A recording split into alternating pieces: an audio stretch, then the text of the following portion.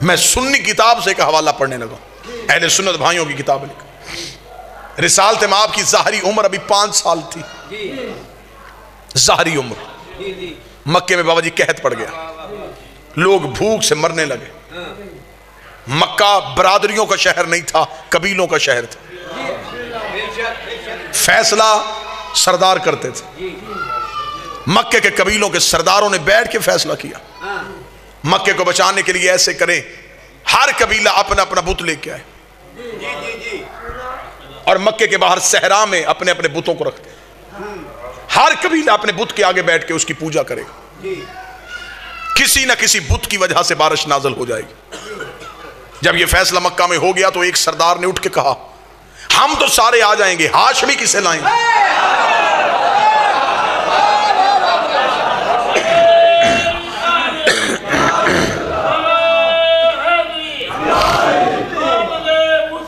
مرحبا مرحبا مرحبا مرحبا، کیونکہ مکہ کا کوئی اجتماع ہی نہیں ہوتا تھا جس میں ہاشمی نہیں ہوتے تھے، کیونکہ باقی سارے کمی تھے، یہ اکیلے سردار تھے۔ 40 میں سے 3 سردار اٹھے، انہوں نے کہا ہم جاتے ہیں ابو طالب کے گھر۔ انہوں نے جا کے دروازے پہ دستک دی، اندر سے نبی اور علی کے مشترکہ باپ حضرت ابو طالب باہر آئے۔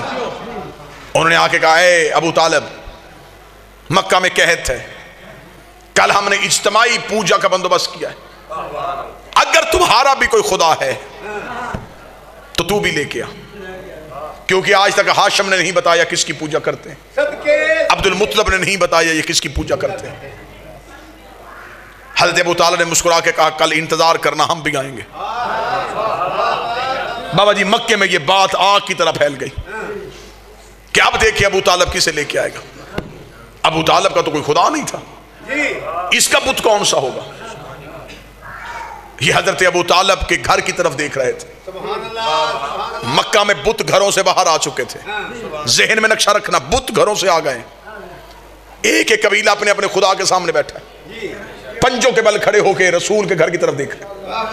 تھوڑی دیر کے بعد ابو طالب کے گھر کا دروازہ کھلا، کل ایمان کے باپ کا پہلا قدم مکے کے بازار میں آیا، لوگوں نے پنجوں کے بل کھڑے ہو کے منظر دیکھا کہ ابو طالب کے ہاتھوں میں کون سا بت ہے۔ ابو طالب کے ہاتھوں میں تو کوئی خدا نہیں تھا، لیکن سنی کتاب شیعہ کتاب متفق علیہ لکھا کہ اب حضرت ابو طالب کے کاندھے میں 5 سال کا پیغمبر بیٹھا ہوا تھا، اپنے 5 سال کے مصطفیٰ کو کاندھے میں بٹھا کے مکہ کی گلیوں سے ٹہلتے ہوئے ابو طالب جا رہے تھے اور مکے کے سرداروں کے قریب سے گزر کے کتابیں کہتی آج مکے کی اتنی اونچی چوٹی میں جا کے کھڑے ہو گئے کہ مکہ میں گھر کے صحن میں بیٹھی ہوئی کافروں کی ماؤں کی گود میں لیٹے ہوئے کافروں کے بچے بھی ابو طالب کا چہرہ دیکھ رہے تھے۔ آج ہر مرد و سر ابو طالب کا چہرہ دیکھ رہا تھا۔ ابو طالب جب مکے کی چوٹی میں جا کے کھڑے ہو گئے، عرب کے کافروں نے کہا ابو طالب ہم نے کہا تھا اپنا خدا لے کے آ، تو اپنے بھتیجے کو لے کے آ گیا ہے، ابو طالب تو بتا کیا تو بھتیجے کی پوجا کرتا ہے؟ ابو طالب نے کہا ان خداؤں کو کیوں بلایا ہے؟ کہنے لگے بارش کے لیے۔ حضرت ابو طالب نے ہمارے نبی کے چھوٹے چھوٹے ہاتھوں کو تھاما،